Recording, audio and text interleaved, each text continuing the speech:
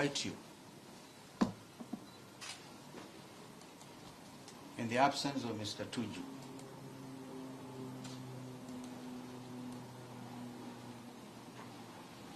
not to proceed in any manner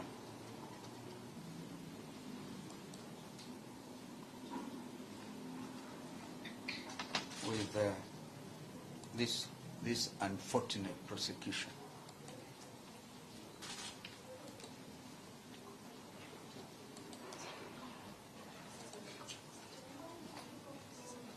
I'll invite Council Hero. Oh, you go first? Okay. Just organize yourselves so that it's all right. I think for purposes of, I think to make the proceedings as easier as possible for the court and for the prosecutor, I think the request could be simple in terms of way forward.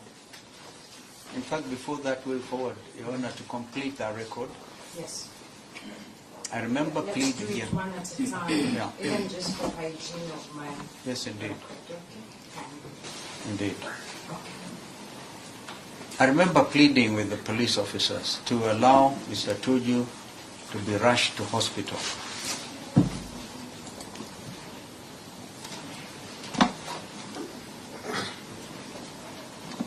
What I witnessed was unfortunate bureaucracy.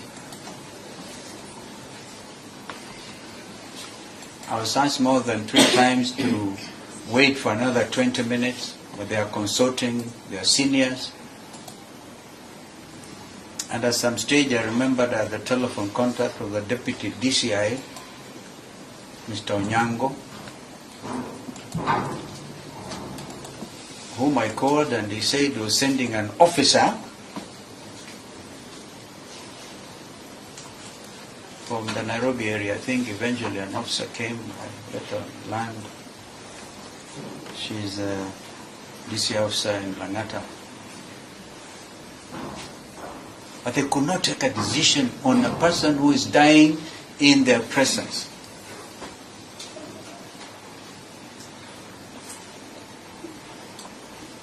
And I suggested to them that why don't you take even the policemen who are in the are they called bacalovas? Yeah, these days it's a tradition for even public officers to hide their faces. So I said even those, carry the handcuffs, put on Mr. Tuju's legs, if need be, and take him to hospital.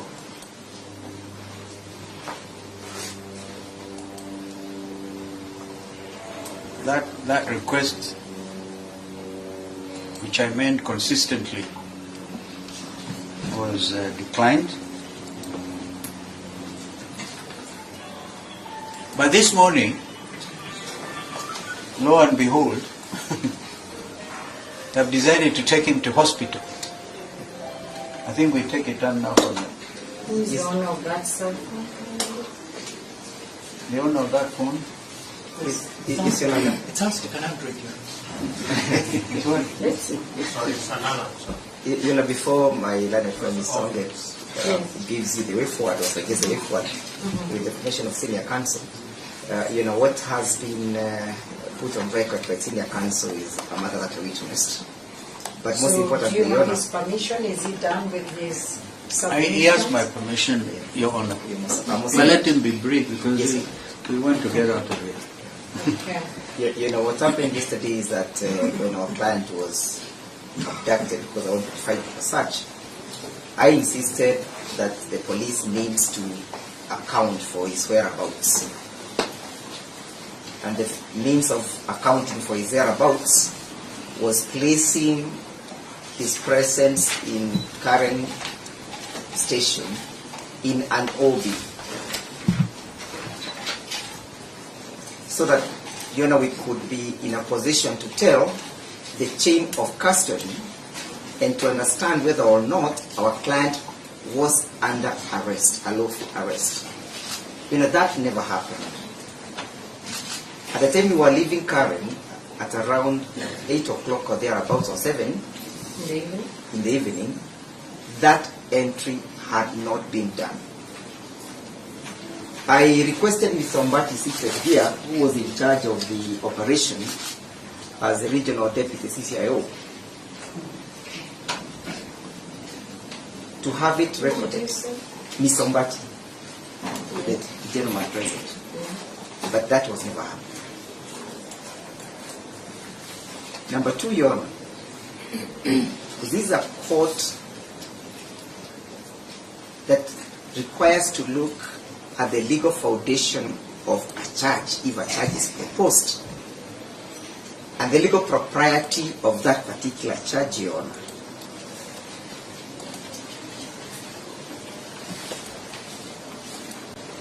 Yes. As we look at the way forward, Your Honor, when an accused person who was in the custody of the state is not before court, Your Honor,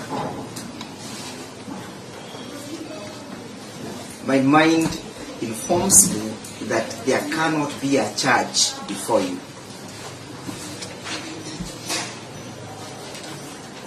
Because the legal foundation of a charge is the presence of a suspect.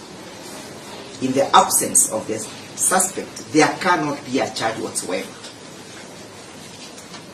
And that is to say, Your Honor, even the proposal for deferment of a charge will not have any legal basis for that deferment. Because you are deferring a charge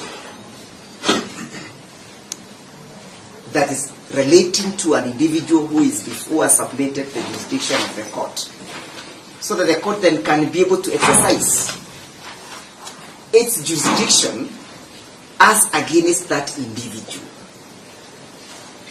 So in the absence of the accused person, how will this court exercise its jurisdiction?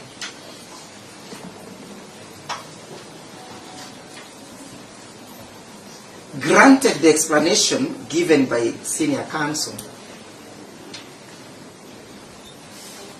and the information that the person to whom the charge relates is currently hospitalized, courtesy of injuries that accrued from police brutality, Your Honor, I am of the view that the court has no jurisdiction.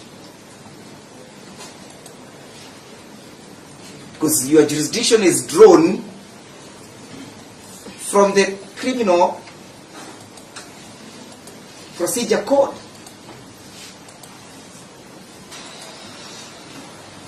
The mere presence of a charge sheet before Your Honor does not confer you with jurisdiction in the absence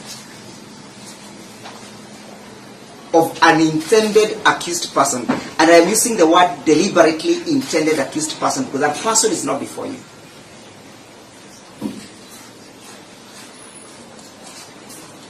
However, be that as it may, and because we have seen the intention of the state to prosecute our client, will equally invoke the provisions of Article 49 in terms of granting our client bail pending appeal. Because there is a charge sheet before you, so there is intention. There is intention. And because I can read my learned friend's mind, you want to allow me to direct you to the same specific provision. It relates to an arrested person. An arrested person has the right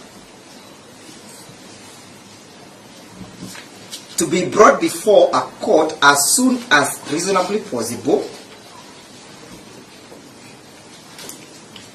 H says to be released on bail, on bond or bail, on reasonable conditions pending a charge. That is where I premise my position on. This charge is merely indicative of the intentions to prosecute. And as such, Your Honor, you can invoke the provisions of Article 49, Clause 1H.